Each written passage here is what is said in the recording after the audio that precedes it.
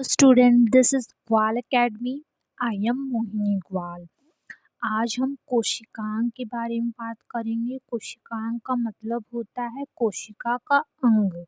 तो कोशिका के कौन कौन से अंग होते हैं? माइटोकॉन्ड्रिया, हरितलवक, लाइसोसोम, गोल्जी काय, अंतःप्रदिव्य जालिका, लाइसोसोम, केंद्रक, रिक्तिका, न्यूक्लिक अम्ल, पक्षमाभ व कशाभिका, तारक काय, तारक केंद्र।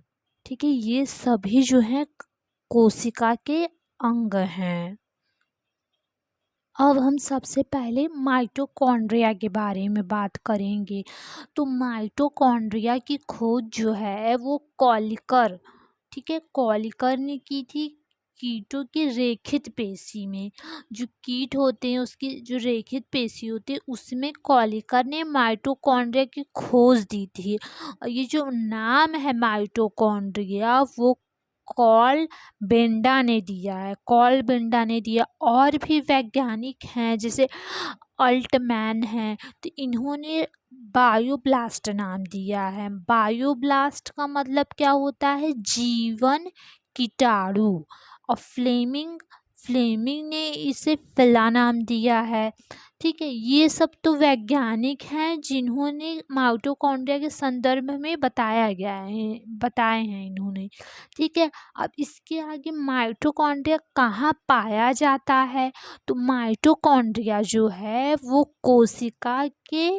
कोशिका द्रव्य में सूक्ष्म कण के रूप में मिलता है। ठीक है, कोशिका द्रव्य में और सूक्ष्म कण के रूप में मिलता है।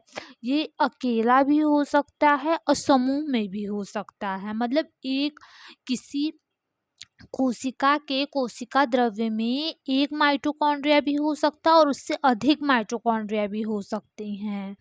ठीक है, अब माइटोकॉन्ड्रिया का आकार जो होता है वो अंडाकार, गोलाकार, छड़ाकार, सूत्राकार, मतलब ये सभी में से किसी भी आकार का माइटोकॉन्ड्रिया हो सकता है।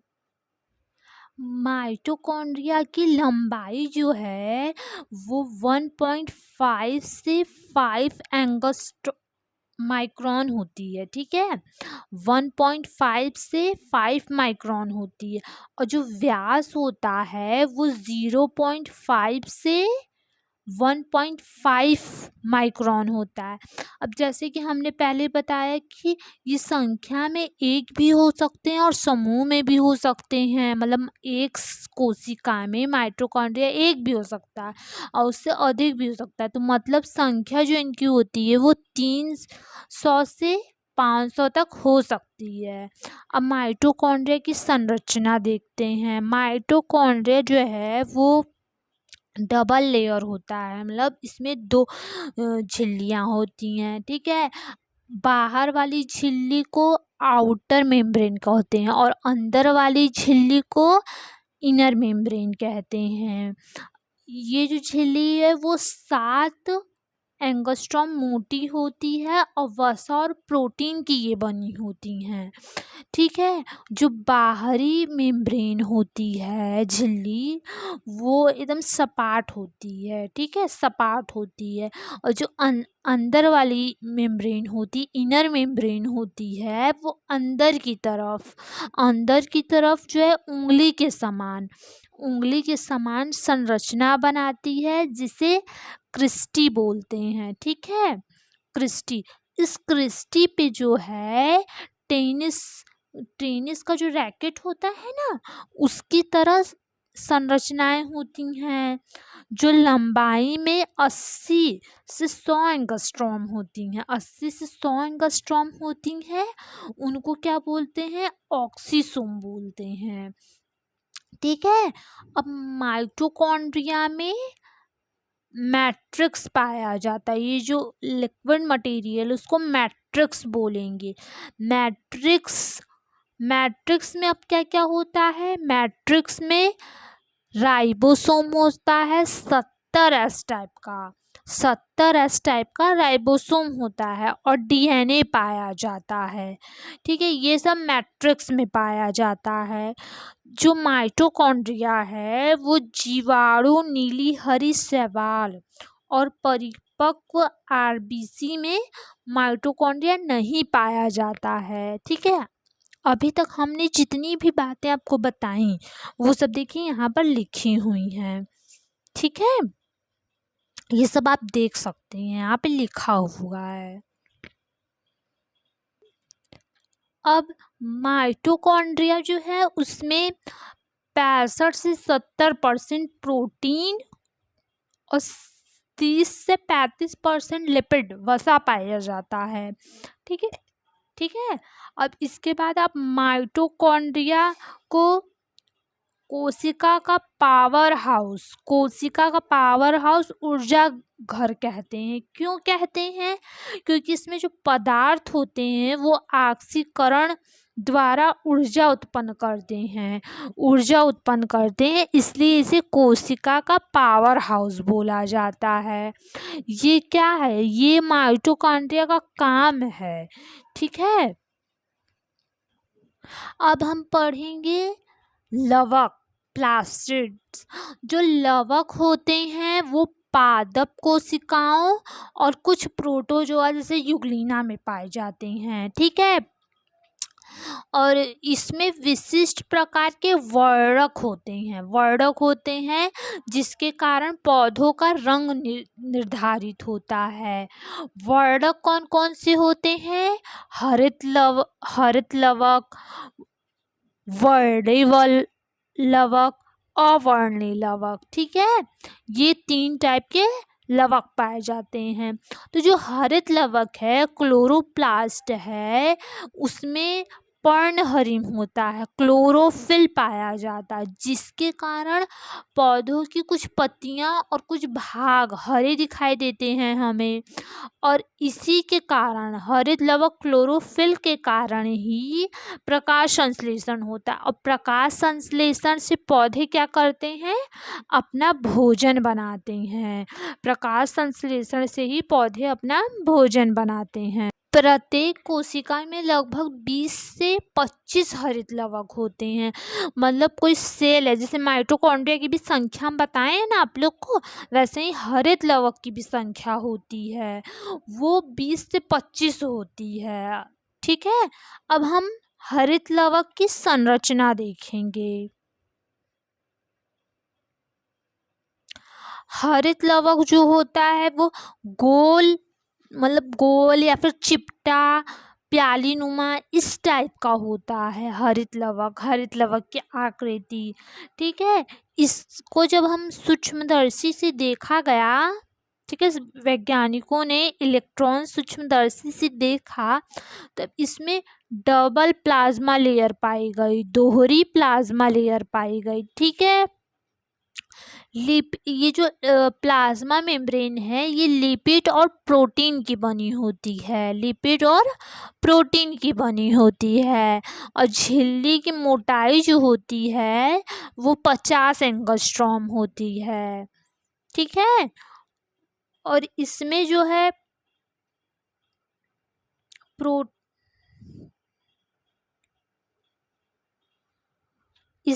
है ये जो पारदर्शी पदार्थ है, ये इसको क्या बोलेंगे? स्ट्रोमा में ही जो है ये एंजाइम पाए जाते हैं, राइबोसोम पाए जाते हैं, डीएनए पाए जाते हैं। ये सब चीज़ें कहाँ पाई जाती हैं स्ट्रोमा में। ठीक है, आप लोग यहाँ देख रहे होंगे ये गोल संरचना चिपटी सी, इसको क्या बोलते हैं? थैलेक्वाइट। ठीक है, जब ये थैलेक्वाइट इकट्ठा होके ढेर जैसा संरचना बना लेता है तो उसको क्या बोलेंगे? ग्रेनम। ठीक है, ग्रेनम बोलेंगे। ये जो ग्रेनम होते हैं वो एक हरित लवक में 40 से 60 ग्रेनम होते हैं ये। ठीक है, इसी ग्रेनम के थैलेक्वाइड जो हैं उसमें जो है सूक्ष्म कण पाया जाता है, सूक्ष्म कण। इसमें थैलेक्वाइड जो है इसमें सूक्ष्म कण पाया जाता है, जिसे क्या बोलेंगे, क्वांटासोम, क्वांटासोम बोलेंगे। मतलब क्या हुआ, ग्रेनम के थैलेक्वाइड में सूक्ष्म कण पाए जाते हैं जिन्हें क्वांटासोम बोला जाता है। जो ये क्वांटासोम है, इसमें क्वांटासोम में क्लोरोफिल के 230 अणु पाए जाते हैं, क्लोरोफिल के 230 अणु पाए जाते हैं। ठीक है, आगे देखिए, इसी को हमने यहाँ जो समझाया वही यहाँ रिप्रेजेंट किया हुआ है। आप देख सकते हैं ये रिप्रेजेंट किया हुआ है यहाँ पे। ठीक है, अब इसके आगे हम देखेंगे केंद्रक का। अब इसके आगे हम देखेंगे हरित लवक का कार्य। ठीक है, इसके आगे हम हरित लवक का कार्य देखेंगे।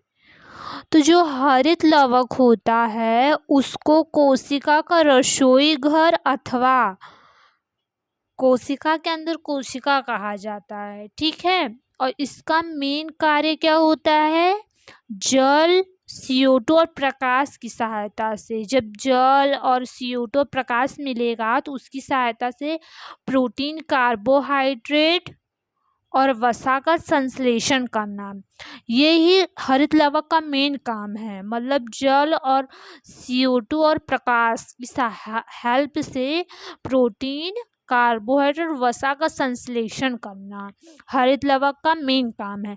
इसीलिए इसको कोशिका की रसोई घर अथवा कोशिका के अंदर कोशिका कहा जाता है।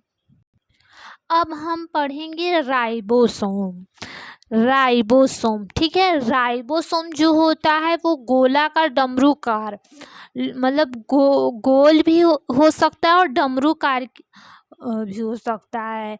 इसका निर्माण जो है RNA और प्रोटीन द्वारा होता है। ठीक है, अब इसकी खोज जो है, राइबोसोम की खोज जॉर्ज ई पैलेडे ने जंतु कोशिका में की थी। ये ध्यान रखिएगा कि राइबोसोम की खोज जंतु कोशिका में पैलेडे ने किया था। ठीक है, राइबोसोम सभी यूकैरियोटिक, प्रोकैरियोटिक कोशिकाओं में पाया जाता है।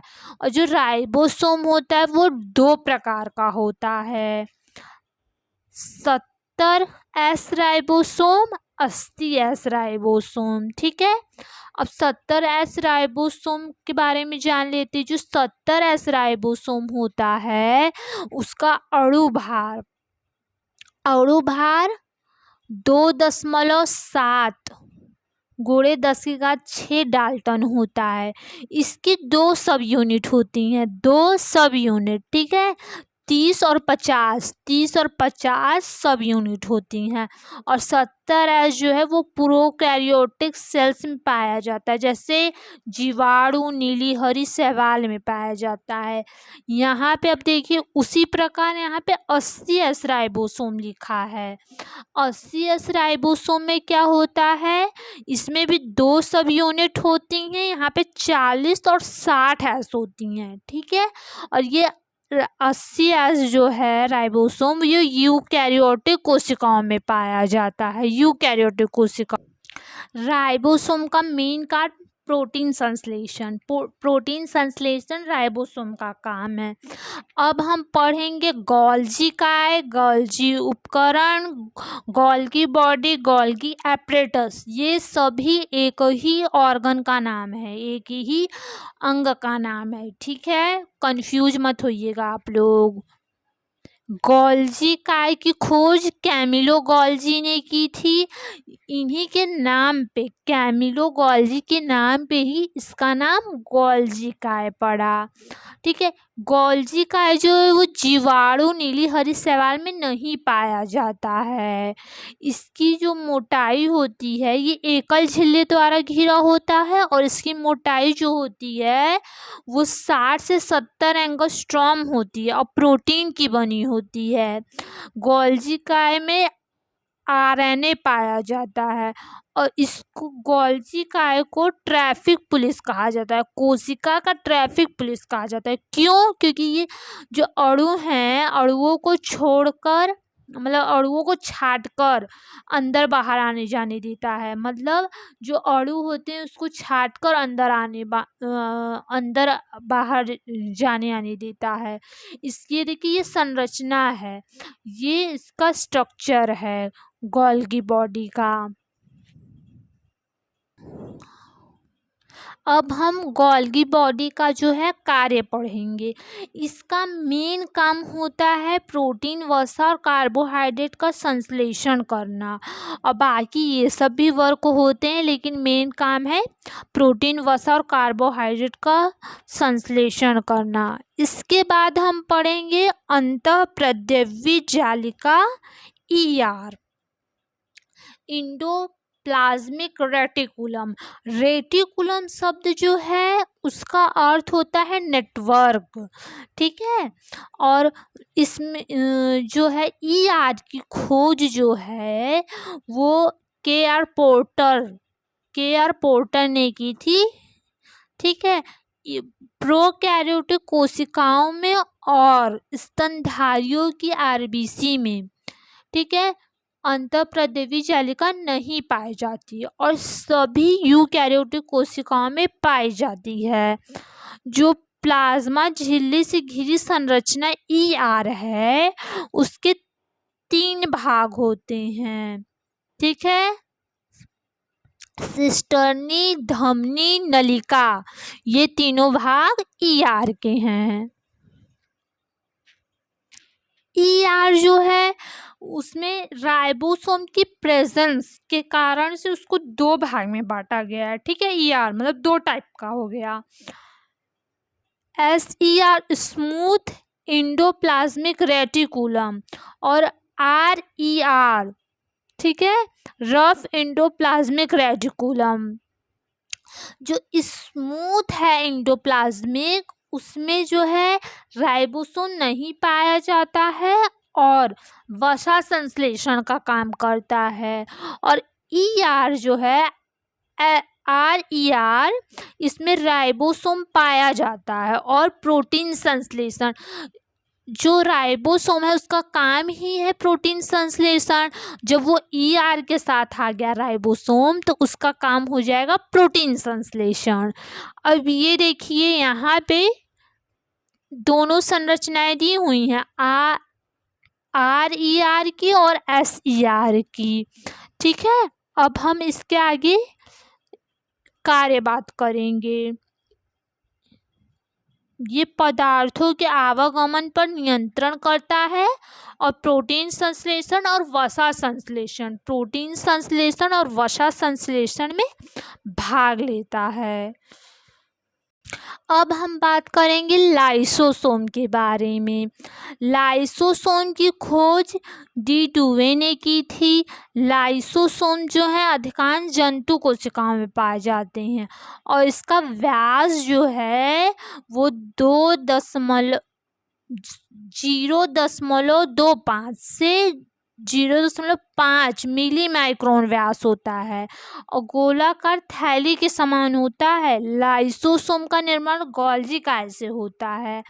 इसको लाइसोसोम को है आत्महत्या की थैली बोला जाता है। क्यों बोला जाता है? क्योंकि जब इसमें कोशिकाएं फट जाती हैं, जब कोई चीज़ फटती है तो कोशिका को नष्ट कर देती है। जैसे इसके फटने से कोशिका नष्ट हो जाती है। अगर लाइसोसोम किसी कोशिका में फट गया तो कोशिका नष्ट हो जाएगी, ठीक है। लाइसोसोम जो कोशिका विभाजन में हेल्प करती है, ये लाइसोसोम का स्ट्रक्चर है और लाइसोसोम का कार्य क्या है? कोशिका विभाजन, ठीक है, और पदार्थों का पाचन करना।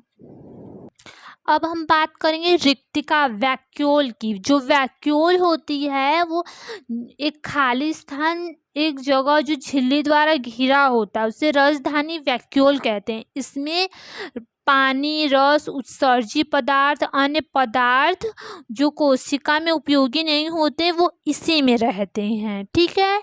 अब यहाँ पे आगे देखिए कशाभिका और पक्षमाभ का यहाँ पे वर्णन किया गया है। उसी तरह तारक काय और केंद्रक का भी नीचे वर्णन किया गया है। अब हम बात करेंगे केंद्रक की। केंद्रक किसी भी कोशिका के लिए केंद्रक बहुत मुख्य अंग होता है। ठीक है, केंद्रक की जो खोज करता है रॉबर्ट ब्राउन है। ठीक है, रॉबर्ट ब्राउन है। यह गहरे भूरे रंग का, मतलब भूरे रंग का, और कोशिका के एकदम केंद्र में होता है, सेंटर में होता है। ठीक है, कभी भी ये एक भी हो सकता है, लेकिन कभी कभी एक से अधिक भी हो सकता है। इसके 4 भाग होते हैं। जो केंद्रक है उसके 4 भाग होते हैं, न्यूक्लियस के 4 भाग होते हैं। ठीक है, केंद्रक कला, न्यूक्लियर मेम्ब्रेन, केंद्रक द्रव्य, न्यूक्लियोप्लाज्म, केंद्रिका, न्यूक्लियोलस, क्रोमैटिन धागे, क्रोमैटिन थ्रेड्स। अब यहाँ पे आप स्ट्रक्चर देख सकते हैं केंद्रक का। ये केंद्रक का स्ट्रक्चर है।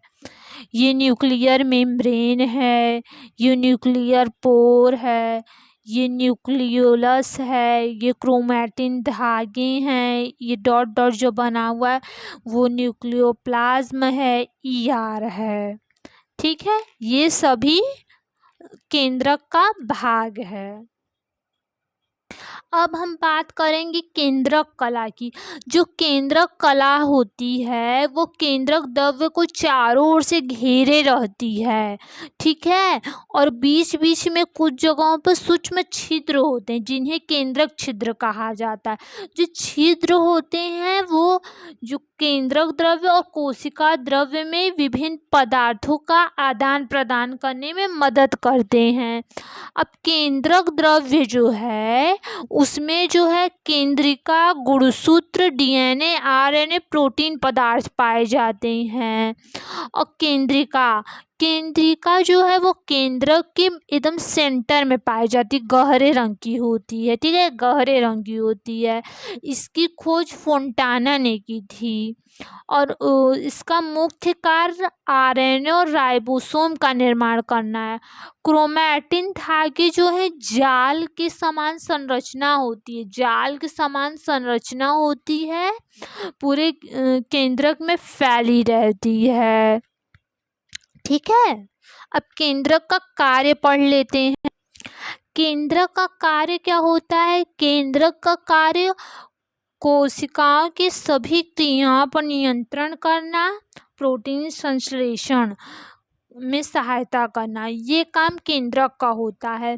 ठीक है, आई होप आप सभी को क्लास पसंद आई हो, तो इसलिए वीडियो को लाइक करिए, शेयर करिए और चैनल को सब्सक्राइब करिए।